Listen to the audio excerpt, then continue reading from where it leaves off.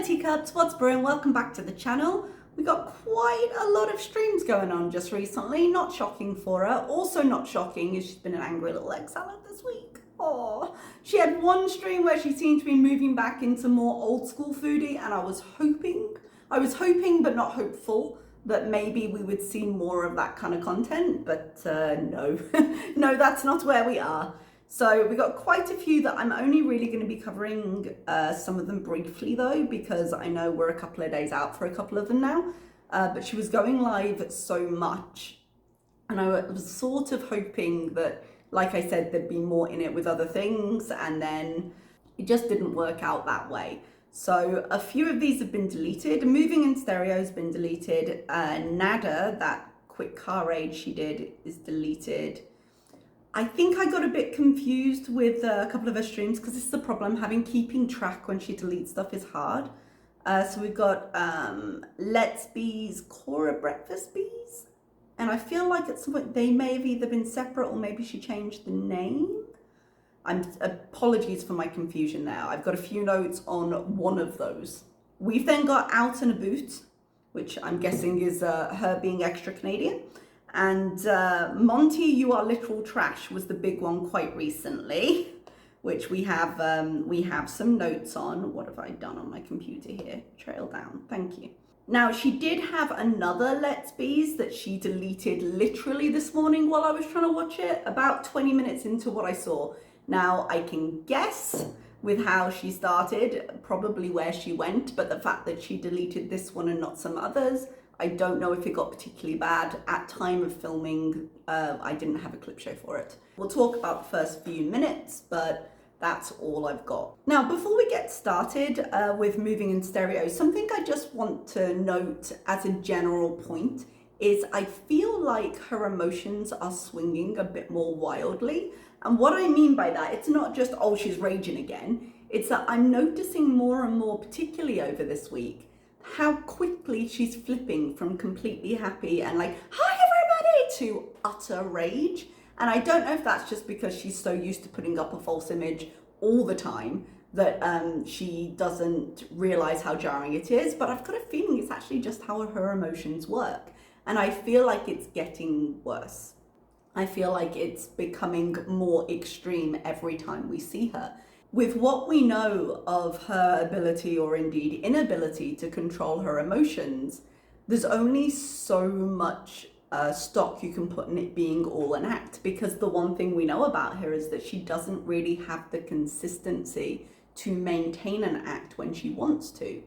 So I know we constantly say therapy to her, but it's not a great sign when this is becoming kind of faster and visibly more noticeable. So, which is all to say, in Moving in Stereo, very few notes for this. She's very pleased with herself. She's just come out of a luxury sunglasses place with some Dolce & Gabbana sunglasses that she put it on and she loves them. Yeah, she loves them, and fair enough, she gets to love them. I don't entirely hate the shape on her. And she's happy with it. But she's wearing them really weirdly placed. I saw a picture of her at one point and you could see the lines on her cheek. So when she puts them on, they're kind of wedging in a weird spot. They're wedging very high up. Now, she has said before, this isn't intended just to be insulting, I'm not just saying it to say it, but she has said before when she was looking for wigs that she's got a very big head, she's got a very wide head. And that's a thing, you can get larger size wigs because that's a thing. So I think it's something she needs to keep in mind for sunglasses as well, or indeed her eyeglasses, where, I don't know, I feel like glasses maybe don't come in sizes, but if you're going to sizes in terms of like widths, what an interesting idea. I wonder if anyone actually does that. I mean, if you can have sizes in other things, why can't you have sizes in... I feel like there must be a company that lengthens this part at the very least. Anyway, not the point. The point is to say, for how much she's spending on the glasses, I feel like she should be more careful with that fit, because if they don't sit right, why spend that much money? Why not just get a cheaper pair? And the fact that she's not going to take care of them, why not just get a cheaper pair? But she loves them and she gets to love them. She also said she saw a pair of Tiffany ones that she loves and might go back for next paycheck. But she feels like designer glasses might end up being a thing for her, and she's not going to spend $700 on a pair of glasses yet. I did wonder during all of this, because this was going down on the 25th my time, which was Monday, I believe. If I've got my dates right, let me check down here. Yeah, Monday. Because I was wondering if her YouTube money had just cleared. Because I get paid later, yeah, because I'm an international payee and ours tend to come a bit later. So I think mine cleared on Monday on the 25th because the weekend, the 23rd, the 24th, nothing could process. So if Thursday the 21st, Friday the 22nd, that's not that long. Oops, sorry. That's not that long for stuff in the bank to clear, and it's feasible that it might not have made it to her until Monday because she's got that spender's high on right now. And she's giving out big tips at the Starbucks. She was like, here, keep it for a tip. And she's buying luxury sunglasses that she doesn't really need, but she seems really, really up. The speculation was that she was going to go meet someone in Montreal. Someone, who that someone is, up to you to guess. But it turned out to be her mom. But she just, when she fakes being hyper a lot of the time, she's like, I'm hyper and you're going to get it. She actually seemed very, very high, but I don't necessarily mean in the drug sense, but very on top of the world in a way that was really noticeable. And she was really enjoying flexing on how inconvenient it was that all the guys that are following her expected her answer right away, and she's in demand. And she's also quite smug in telling everybody that, you know, she doesn't have time to care about her ex, and if he's mad about Big Turk, which is what she's calling the 22/23-year-old that she didn't really enjoy having sex with, but suddenly wants to use him to flex, then he should have treated her better. And that's all you really need to know about that stream. She then, on the road, had, I think it was about 6 minutes, rage about Nader, because we can never just leave it alone, which is how I feel like this entire week, this entire year could be titled. For the love of God, would you just leave it? So she starts with, I'm going to react to my, kind of trails off, and she goes, this is not to give him any attention. I just want to shut down any new project he thinks he's going to have. You want to out my lives, I'm going to say one thing and then ghost you. Because again, I mean, she's not going to do that. Of course she's going to rage about him again, but she has to try and have the last word. She can't just leave him to scream into the void, which would be the best thing to do with him. I did think for a minute, I was like, oh, she was doing quite well of keeping mentions to him to a minimum for a few days there. But then I'm like, wait, was she? Was it becoming less all-encompassing on her channel, or was I just getting better at avoiding it? I can't decide. So she has a few things she mentioned, talking about taking me to civil court, worry about your SA charge, and the evidence, she calls it evidence of DD coercing, and then she corrects herself and says, telling me how to drop the charges. I don't think the messages and or calls prove that's what happened, but we'll move on because she'll never agree. But coercion is a strong word there. She tells him to read the room. I'm like, bitch, seriously? I did not ruin your rep. This problem is your problem. I outed your abuse. If you don't shut the fuck up, I'll take you to court because I can afford it. So shut it. And goes back all the way back over all her grievances. And then says, you want to react to my videos? Trust and believe I will react to that and put you back in your place. This is your karma, so eat it. You too, Dee, you love it the most. You're supporting this guy. You need to get away like I did. Offer stands. It's an ongoing issue with Dee where Chantal can't decide if she needs to sympathize with her as a victim or hate her. And she can't stop doing one, but it's making the other look bad. And feelings are complicated things. And quite frankly, Dee has made some choices that have not been great for her and continues to make certain choices in terms of supporting what Nader is saying, which I'm sort of trying to avoid. I don't think their situations are entirely comparable because I feel that Chantal, with the fact that Nader is now in Dee's apartment, I feel that Chantal had more power there. She had more easy ability to separate herself there. But anything she levels at Dee, she is absolutely guilty of herself. And the way she speaks on Dee, the way she flip-flops back and forth between Dee the victim and being enraged on Dee's behalf, usually within the same conversation, and then calling her horrible names because she still hates Dee. And I think in many ways she sees anyone trying to support Dee as a victim taking away support for her as a victim. I think she thinks there's only so much in the cup and she needs to have it all for herself. She goes, I haven't reached out to you in months, you're full of hot air. How long ago were the text messages revealed? Not text messages, was it Messenger? The ones I transcribed, the awful ones. I was like, that doesn't feel like it was a month ago, but also Foodie time's a bit wibbly wobbly, so who knows. I don't feel like it was months and months, but not really the point.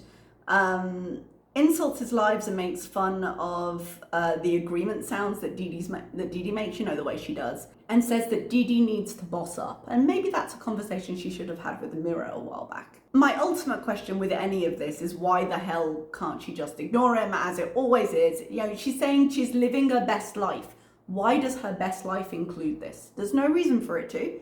Every time she does it, she just helps him to redefine exactly where the buttons are that he needs to press to get the response he wants. Okay, we learn this with kids, or usually people learn this with kids, whether you're a parent, whether you're a teacher, whether you're just, you know, in care, for whatever you do. When you're teaching kids to change their behavior, right, you have to observe their own. So if you say to a kid, okay, this isn't okay, and they have a tantrum and you give in, then they know, okay, my behavior needs to be here. And then that will make her not want to deal with me and I get what I want. So instead of starting here, next time they start here. And then they try that and you think, no, this time I'm not going to do it. So they're like, okay, well, I'm going to escalate it then. And they escalate until finally you're just like, oh, I don't want to deal with it. And then they get what they want. And then the next time they're like, okay, so I'm going to start here. And this is how this behavior is learned. This is exactly what Nader's doing. He is pushing and pushing and pushing because she will always be triggered. Eventually, she will always give in. Maybe not to messaging him, maybe not to going, but to reacting, to giving him that attention that she claims she knows she shouldn't give him. And so he's just going to keep escalating. And now he knows, okay, so if I say I'm going to react to her, she goes immediately to here. So we'll start here next time. And as I mentioned, her emotions keep causing her to forget where her anger is directed. And as we talked about a few reacts ago, where she mixes up Nader and Dee as a unit in her head. And she's still got a lot of anger to Dee, but she recognizes that, especially publicly with everything going on, that Dee is also a victim, but she can't stick with that, and it's very complicated. So she keeps mixing her into the rage while offering her support. And also, not the most important thing here, but if she could just stop watching his videos while she's driving, because I don't think she should be raging this hard behind the wheel. The lives that I'm either getting confused or missing one, the Let's Beeze, Cora Breakfast Beeze, I'm sorry for whatever I've missed. The whole chat is baiting her about the Jafar ring. At this point, there was a video showing Dee wearing the ring, which is just straight effing trolling. And normally you would see, okay, well, that's just straight trolling. Let's maybe not react. But that's not how that went. She initially started wanting to do that. She was like, oh, I don't care. But don't worry, in a few minutes she lost it. She can't resist just going off a little to call Dee a clown, but you know, it's definitely everything she's going to say on the situation, because her attention is worth more these days. And I don't know about that. I mean, her attention used to be worth paying for drugs, paying for rent, and other incidentals. So I feel like her rates have gone down. But she's still quite hyper. She still wants to tell everyone what's going on. Apparently Sam is going to the vet on Thursday, so everyone who likes to keep cat watch, there we go. She went to Montreal, turns out with her mum. She had lunch at a Thai restaurant. A lot of people were speculating it was with other people. She's smoking. I mean, good thing there's an ER close, right? She is 100% over him, like rage notwithstanding. She tells Dee how dumb she looks wearing a hand-me-down ring, and at this point I'm like, well, does she look as dumb as when you bought it for yourself and tried to convince him to give it to you? Because I feel like with that in mind and the fact that he still has possession of it to give to Dee to put on and troll you with, maybe there's enough stupidity to go around. There is some conversation, and it comes up again, and she talks about it quite at length, about the mods and some behavior in the mods, and I've got enough from the conversation to kind of get a context of what it's about, but I really don't want more information and I don't know like the precise details enough to discuss it here, and I don't really want to, so please don't clue me in the comments. But the conversation happened and she finds it weird. That's as much as we really need to go there. I was really hoping that the topic would change, but it just keeps going. The usual points, but with some extra servings. Dee Dee is dumb. Oh, and he'll be smug until the end. And I was like, oh, there's that mirror again. Someone says, move on with your life, which is excellent advice. And she says she is, and that we're not listening to what she's saying. Of course she's moved on. And I'm sorry. I realize that she sees this situation very differently than we do, but please. Oh, someone sends her a super chat and she says thank you, and then she says she'll put it towards her Tiffany glasses, which she's very sure to mention are $717, because she was totally joking earlier when she laughed off asking her chat for money. She was like, oh, send me money. I'm just kidding, how silly would that be? But she wants to remind them that it's on the horizon, and yeah, a little bit of extra cash wouldn't hurt. At this point, I went to heat up some chicken and vegetable soup and I left it running while I was just doing that. And I came back and she was raging about Nader again. There was not a lot of time that I was in the kitchen. It was a quick flip. She also decided to explain how drama increases views, just in case anyone wasn't aware. She's worried about the sex recordings he has of her. Do you remember the ones he took without her consent? Yeah, those. She says she'll report it as revenge porn and pursue it legally if any of them come out, because she's seeming to get more and more worried about things that are going to be released, and I think it would be completely right of her to pursue that if he did, because she has not given him permission to release it. Oh, actually, at some point on stream, she did say, release it, I don't care. But when it came down to an argument and with how long it's been, I don't know if that would actually constitute permission. It was more her just arguing with him. I would personally be uncomfortable with him having that kind of footage. And she doesn't seem too happy about it either, to be completely fair.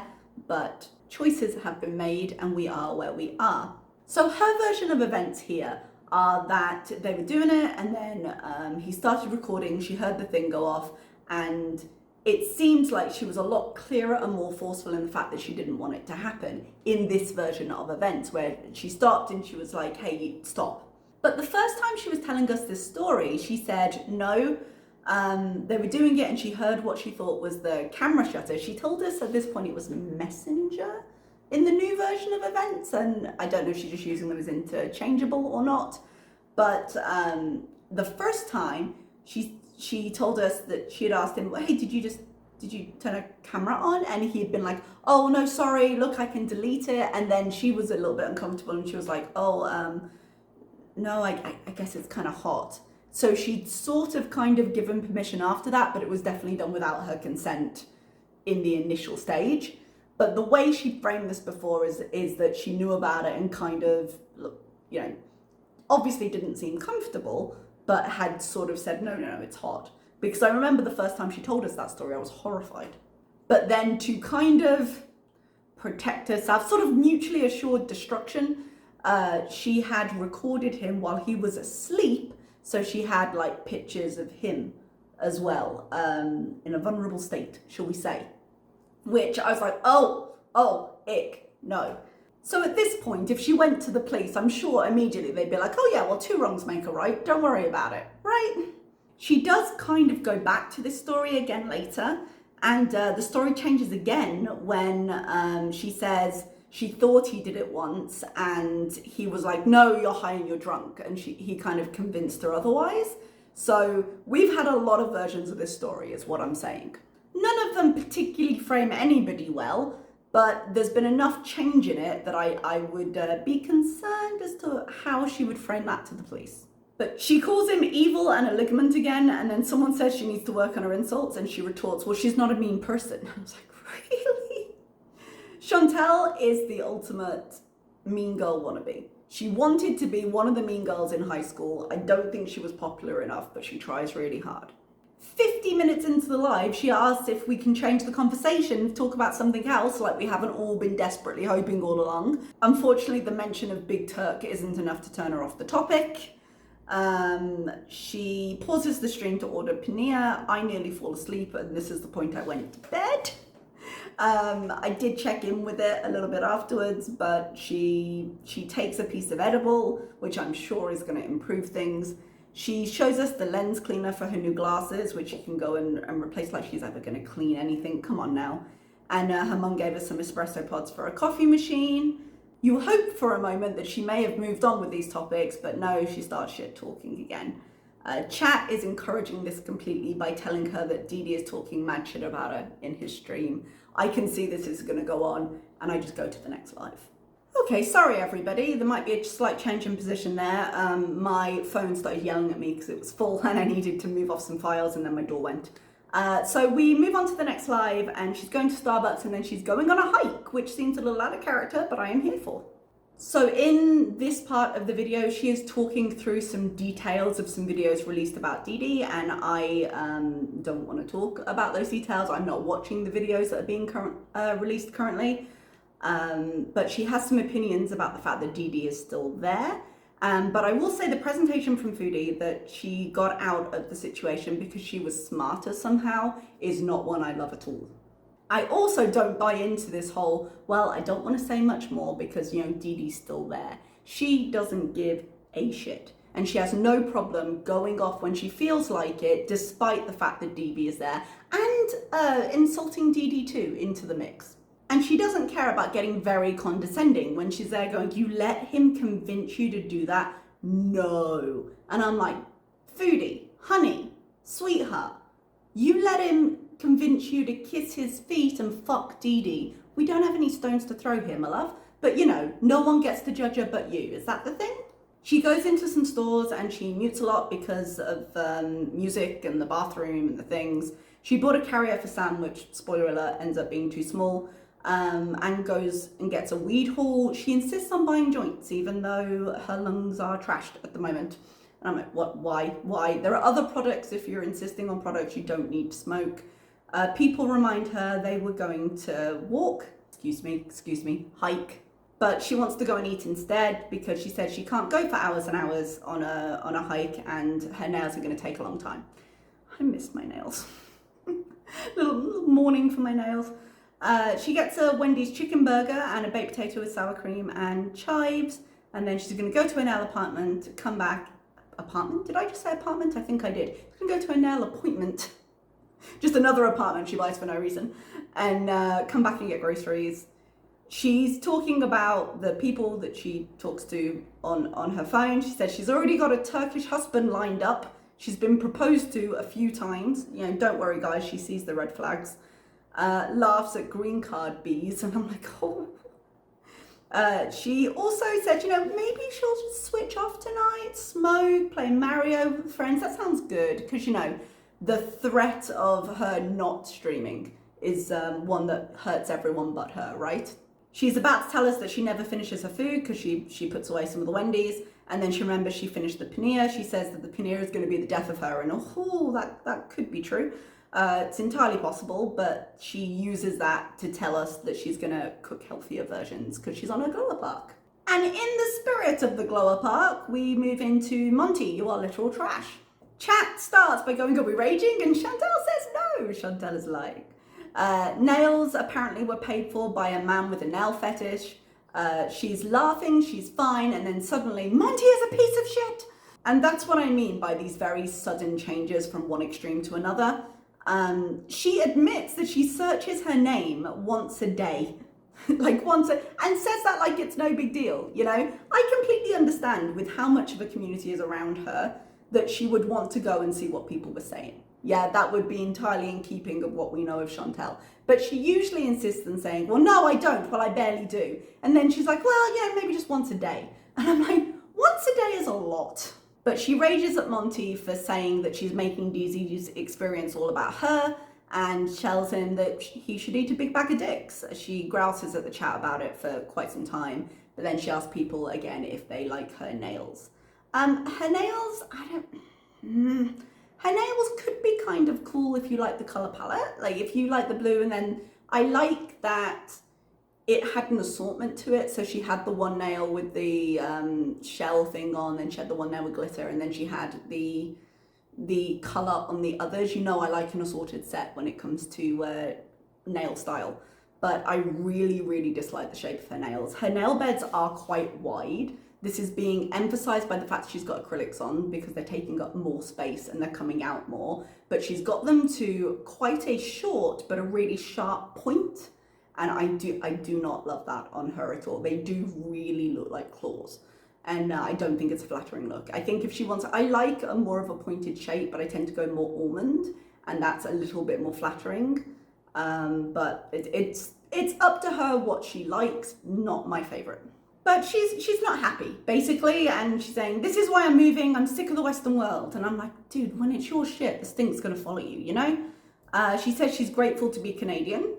She should be. Don't start trashing the system that you take advantage of and don't pay for, that other people would be so happy to receive. She says again the guy paid for her nails, so she would send him pictures, which means she'll have to talk to him again, she guesses. And I'm like, yeah, if you're going, assuming this is true. Yeah, which is an assumption with her, I know. But assuming it's true, if you're going to accept money, then you're gonna need to call them again, yeah. She has another guy online that thinks she looks like a giant baby, so wants nudes. They all sound like absolute prizes, really. Moving on. We're back to insulting Monty, while simultaneously saying nobody cares. And then she storms off out of her car to get coffee. When she returns, just to fully kill the hope that we might change the subject, Sofa King immediately sends a super chat, insulting Monty to get things rolling again. She starts lecturing that Dee Dee has to be responsible for herself, and that she, Foodie, has never excused him, but also that she excused him a lot, which is true, and the lie directly before this was confusing, but I think she just said it and then realised there was no damn way people were going to let it slide.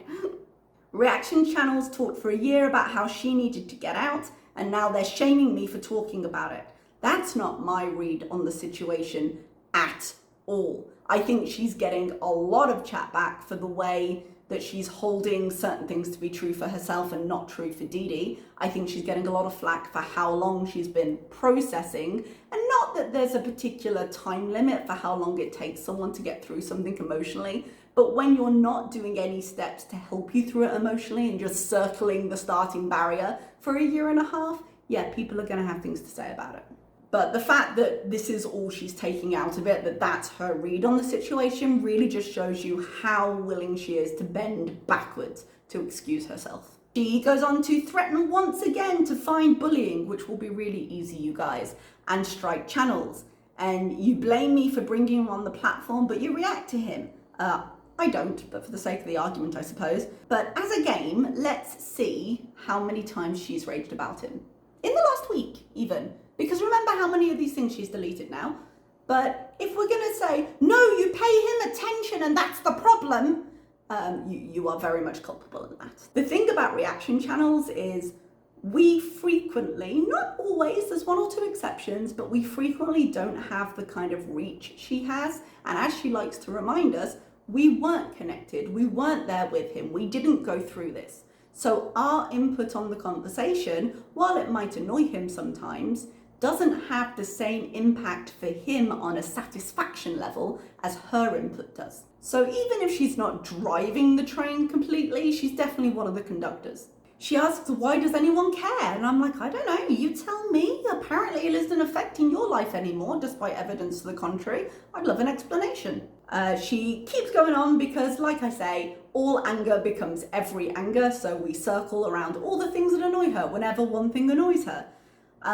You really have nothing to say, it's all just the same shit. Well, darling, we're reaction channels.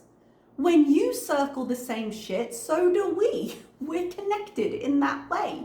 When you circle around the same talking points again and again and again, that's what we have to discuss. All I'm saying is be the change you want to see, okay? She says that people use my name, so I'll see their crappy videos. I'm not listening to you. You just said you search your name once a day to see what people are saying about you. That seems the exact opposite of what you're telling us now. It hasn't been that long. And once again, she threatens, oh yeah, maybe today, just 90-day fiancé Mario, accompanied by a really fake sounding yawn and this really faux light voice, like, no, it's no big deal, maybe I just won't be here. Because remember, the threat of denying content hurts nobody but her. Remember that, as she's going, well, maybe I won't stream. Okay, let's see which one of us cracks first. Go. She's been thinking about the whole travel thing because she's had a realization. I shouldn't laugh at this, I shouldn't, because I realized that I'm very fortunate to have the opportunity to travel the way I do, and that I did design several choices in my life to allow for it. But did you know that if you're gonna fly all the way to a faraway place, it makes sense to stay there longer so you can explore the area around it as well, rather than going all the way back and then all the way there and all the way back. And I was like, yes.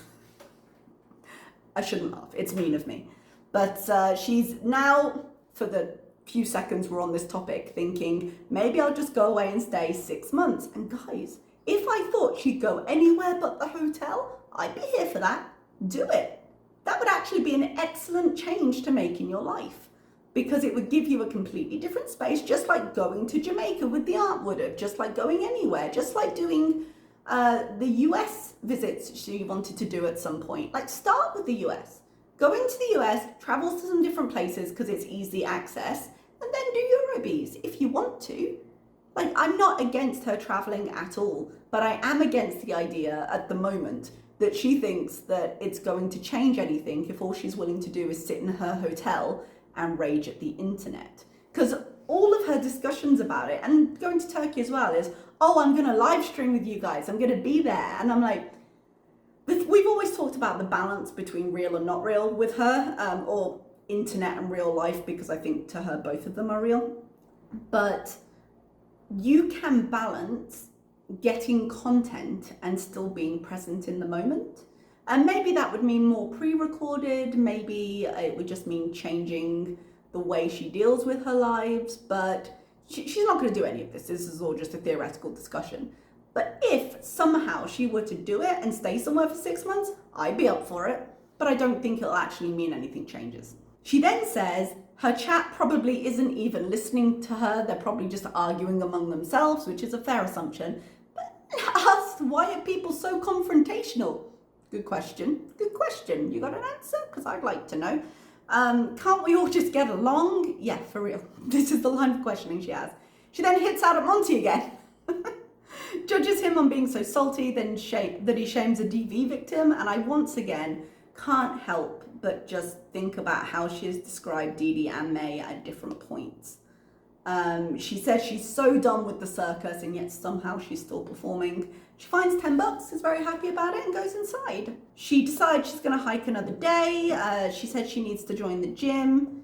People keep interrupting talk of spreading pet ashes to try and trigger Chantal with Nader. It's a sentence that feels weird to say. I feel like that's not something I should have to say out loud. Chantal says she doesn't have anything in place for her funeral, which I thought she had life insurance. I distinctly remember her having the paperwork at some point for life insurance and saying she'd taken out a policy, because at the time it was one of the most responsible and forward-thinking things I thought she'd ever done. It was shocking in a good way. So I don't know if she just let that policy lapse, or if she never took it out, or I was under the impression she had taken it out. So maybe she has it, she's forgotten about it, and it's just coming out of her account every month, because God knows she doesn't know what comes out of her account every month. I don't know, but it kind of stuck in my ear because I didn't think that was the case. She threatens to block anyone watching bullies. In this case, it's FFG, because her anger moved on. Anyone who's there regularly. It's been a week or so since she's done that, blocked people for watching other people. It's still against terms of service, if you're wondering. YouTube has confirmed it, so good luck to her. Reiterates that all she needs to do is go report her being FFG's channel, and how easy it is, but she just hasn't even bothered. She hasn't had the time. No, I can see her days have been very full. In the time she spent raging about it, she could have reported it. I'm not encouraging her to do it. I don't know FFG like that, but if you're going to talk about it being a timing issue, I'm sure you could have managed it. I think it's much more likely that, as with any of these things, it's an empty threat that you're not sure you get through. But timing is the issue. She doesn't have time to strike the channel. She doesn't have time to cancel her HelloFresh. There's so little time in the day, you guys. Someone interrupts her rage to tell her how well she handles the hate. It made me laugh, and it's still making me laugh. And she starts blocking in chat. She's always extra vocal this soon after a payday. Like, having the money just lessens her already tenuous grip on being able to edit herself, because it just makes her too confident. But in the time it takes me to really form that thought, she has somehow moved around to, I'm thankful for reaction channels, but she does hate certain people. So there's another switch. Foodie goes back to the topic of Dee, because of course she does. And when Dee first contacted them to steal him by saying, like, I love it the most, and how she sometimes thinks, haha, do you love it now, bitch? And I was like, oh, okay then, that's quite the tone shift. But then she realizes how terrible that sounds, and she starts to backpedal, saying a bigger part of her thinks that she needs to get out of it. And then she starts talking about how bad she feels for Dee, and then starts clapping back at the chat for not being respectful enough of DV and SA victims. And seriously, these are the choices she was making. She addresses people saying she'd go back in a heartbeat, and yeah, she would. Even now, she would. She said she was the one to leave him, so that makes no sense. And I was like, wait, isn't there a stat you really love to quote about how many times women leave abusers and go back? I'm pretty sure there's a stat to back that up somewhere, yeah? What does it matter that you left him? The point is you go back. Guys, around the hour and 40-minute mark, around there in this live, she sets out a really detailed plan. What she sets out, she reads out from either chat or a super chat or something, a really detailed plan to step by step get Nader yeeted by the cops. And I was like, I'm not sure. I'm pretty sure that that's not allowed on YouTube. I'm pretty sure that's not going to be okay. I was going to insert it here, but I'm not going to. But it's on Twitter if you need it. So the complaints go on for a while. She starts talking about a man who wants to marry her. So again, you know, we were talking about red flags earlier. None of them here. He calls her baby face and has a good job. I think this must be the dude who speaks French. The one that sounded creepy and said, you look like a baby, send me news. That guy? No. Mr. Turkey, she says, very beautiful, close to my age, and I don't know, so sounds real. Her phone rings and scares the shit out of me. And apparently it's the guy who calls her a giant baby. Like, where does the nail dude fit into this? Apart from in her imagination, clearly. But where does the nail dude fit into this? Now, what you have to remember is that through all of these points that I'm kind of summarizing here, she's going back around to the same talking points about Nader, Dee, her experience, the rage. We never actually leave it. She just flips back and forth between them. The things that Nader did, the things that Dee should do. She thanks a viewer for recognizing how she's changing her life. Where? I'd like to see it. The stories continue. I won't linger on them massively, but one stood out. Just saying she was in his place one day and she opened one of his letters, which seems a bit invasive, which she said was maybe rude.